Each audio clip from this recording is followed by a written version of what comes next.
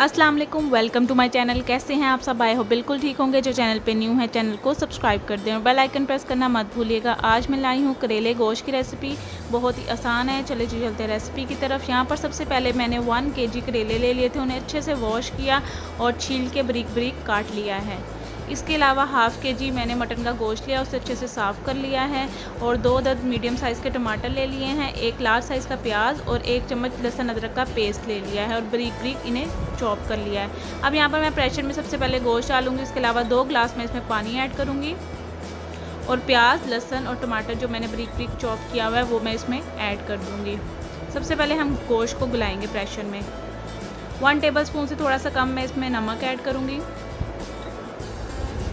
इसके अलावा 1 टेबलस्पून से थोड़ी सी कम ही लाल मिर्च पाउडर ऐड करूँगी। ½ टेबलस्पून अब मैं इसमें सूखा धनिया पाउडर ऐड करूँगी।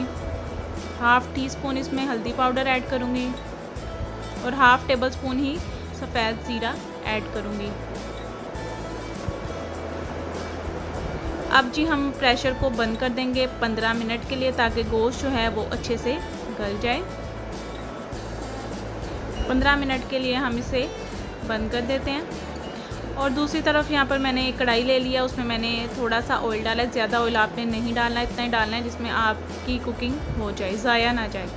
ठीक है। अब 1 लार्ज साइज़ का प्याज लेके मैंने उसे बारीक बारीक काट लिया था। सबसे पहले हम इस प्याज को फ्राई करेंगे। करेले थोड़े से कड़वे होते हैं, इसलिए इसमें ज़्यादा प्याज डलती है और बस आपने लाइट गोल्डन से इसे इस तरह से फ्राई कर लेना है। और अब हम इसे निकाल लेते हैं और इसी ऑयल में अब हम करेले फ्राई कर लेते हैं।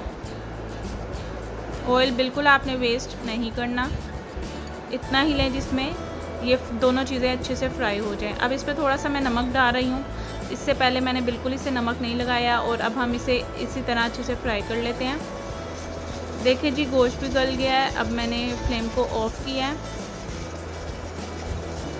और अब हम इसे ओपन कर देंगे। तो ये देखें जी करेले भी हमारे फ्राई हो गए हैं। अच्छे से आपने इसे फ्राई कर लेना है और इसे मैं निकाल लेती हूँ। अब उसी कढ़ाई को मैंने अच्छे से वॉश कर लिया था और गोश्त जो गल गया वो मैं इस कढ़ाई में निकाल लूँगी और जो एक्स्ट्रा पानी है इसको हम अब अब्ज़ॉर्व करेंगे। उसके बाद हम इसकी अच्छी तरह से भुनाई कर लेंगे गोश्त की।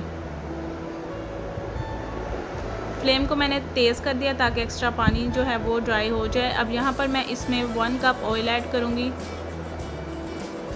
ऑयल हमने इसमें पहले नहीं डाला, इसलिए अब यहाँ पर हम ऑयल ऐड करेंगे। पानी ड्राई होगा तो इसकी अच्छी तरह से बस भुनाई कर लेंगे।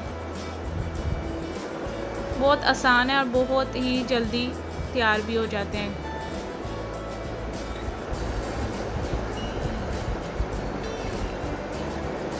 आप लोग भी ज़रूर ट्राई कीजिएगा और कमेंट बॉक्स में बताइएगा आपको रेसिपी कैसी लगी है। जी ये देखिए पानी ड्राई हो गया और मैंने इसकी भुनाई कर ली थी। अब फ्राई किए हुए करेले मैं इसमें ऐड करूँगी।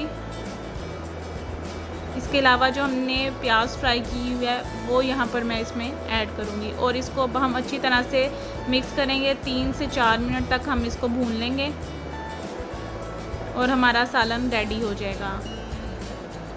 अगर आपको वीडियो पसंद आई है तो वीडियो को लाइक ज़रूर करें, शेयर करें और कमेंट करें और चैनल को सब्सक्राइब करना मत भूलिएगा।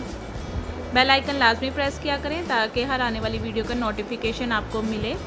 ये देखिए हमने अच्छे से मिक्स कर लिया। अब हरा धनिया की इस पर गार्निश कर लेते हैं और बस जी हमारा जो करेले गोश्त है वो रेडी है। अब हम इसे सर्व करते हैं। होप सो वीडियो आपको पसंद आई होगी। Thank you for watching. Allah हाफिज़।